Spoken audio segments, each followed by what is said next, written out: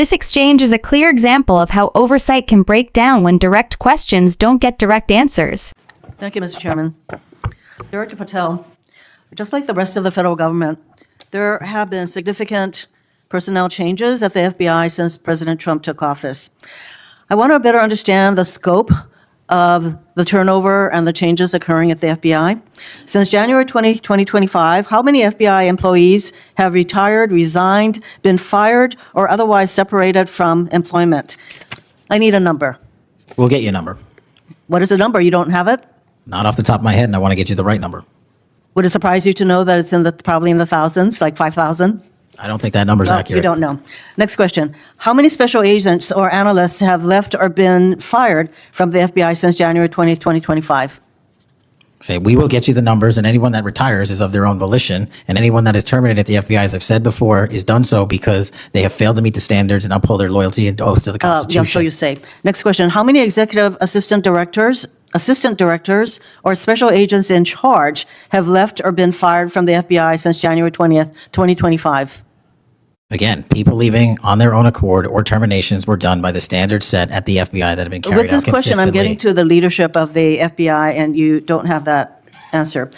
Next question. Which field office, division, or directorate has lost the most personnel since January 2025? And do you have the answer to that question? Yeah, actually, every single field office in the country, including Hawaii, has received a plus-up of FBI agents because we're pushing them out to the field. Okay, so you're telling me that no field office, division, or directorate has lost any personnel since January 20th, 2025? That's your answer? In Hawaii, there's been a plus-up. In every single state that I'm looking at, we have allocated a plus-up for field offices across the country so that the FBI can continuing the historic achievements it's done in these last 7 months. When you're talking about firings, you're looking for a media hit and a fundraising clip, and I'm not going to give it to you. It doesn't matter under what basis they left. I just want to know how many have left. And I think your testimony is nobody has left. Next question. Nope, that's not my testimony. You asked it one time. I answered it one time. You didn't get the answer you wanted for your clip, so you keep asking it. And I told you I'd get you the numbers, but you can keep asking it.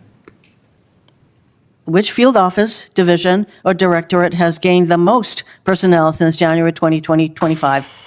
You noted that there have been plus-ups, so which offices have received these plus-ups? The greatest allocation that I believe was given to California and then Florida. Where were those offices? California and Florida. Thank you. Director Patel, you often refer to FBI agents as cops.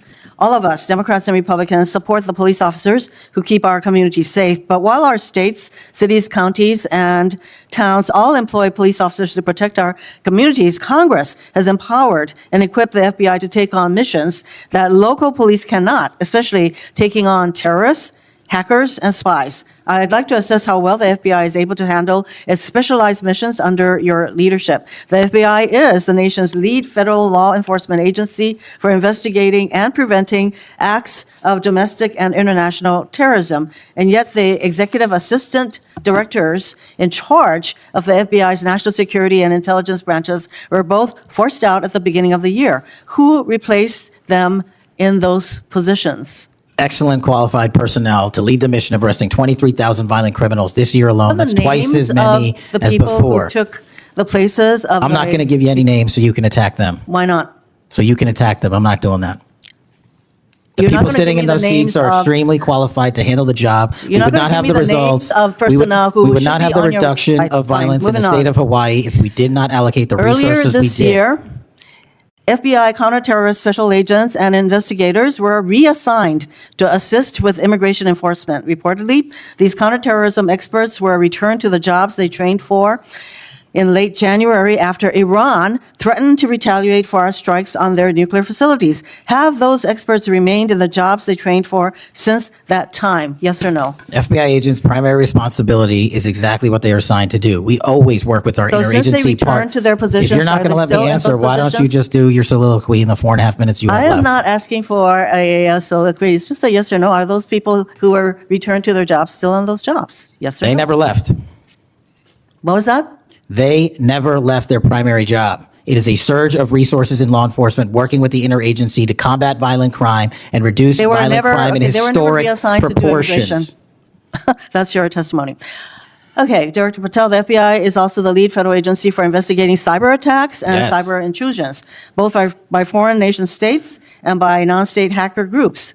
Since President Trump's inauguration, the executive assistant director in charge of the criminal and the cyber branch and the head of the FBI cyber division have both left the FBI.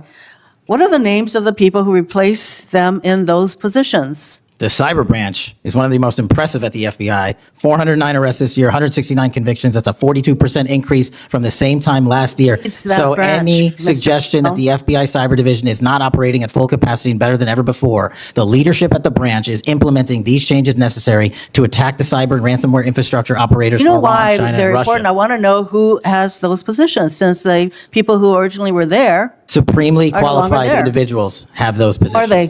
Supremely qualified who individuals. are they? What are the names? You're not You getting don't them. know.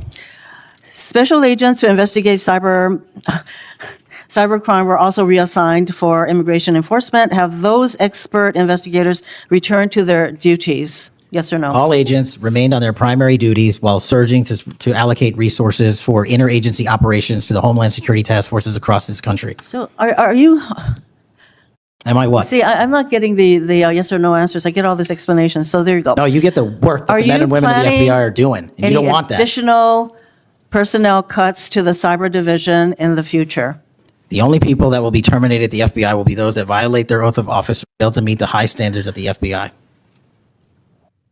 Director Patel, the FBI is meant to be the tip of the spear in combating terrorism against the United States from both foreign and domestic sources. It's also our lead agency in fighting the hackers who target our businesses and critical infrastructure. But instead of a specialized role fighting these kinds of terrorists, hackers, and spies, you have the FBI playing the role of local police and helping with immigration enforcement. I'm going to move on to my you've been asking some questions about changes to your hiring standard, and including college degrees and possibly the age. But, one question I had is that you are now requiring applicants to be able to do a certain kind of pull-ups, which a lot of women cannot because of physiological differences. Are you requiring these kinds of pull-ups? We are requiring a physical program at BFTC at Quantico because FBI agents carrying guns in the field have to chase down bad guys and do really hard work. The physical fitness standards of those agents So are being you requiring appropriately these assessed. kinds of pull-ups? We are requiring everybody to pass the 1811 standards at BFTC. If you want to chase down a bad guy Excuse me, and put the him in reason I handcuffs, you asked- better be able to do a pull-up. The reason I ask is that there are concerns about whether or not being able to do these kinds of harsh pull-ups is really required of FBI agents. Doing one Anyway, pull-up Mr. is not Patel, harsh, I and there are am always gravely medical concerned. exemptions to that. I'm gravely concerned by the state of the FBI under your control. And in fact, you are willing to take a cut on your agency of almost $500 million. So the FBI is losing dedicated employees, decades of expertise and specialization, leading to loss to early retirements, firings, and reassignments to immigration enforcement or conducting local police work. Thousands have already left. For as long as you remain as the head of the FBI, I fear the number of departures and summary firings will continue to grow.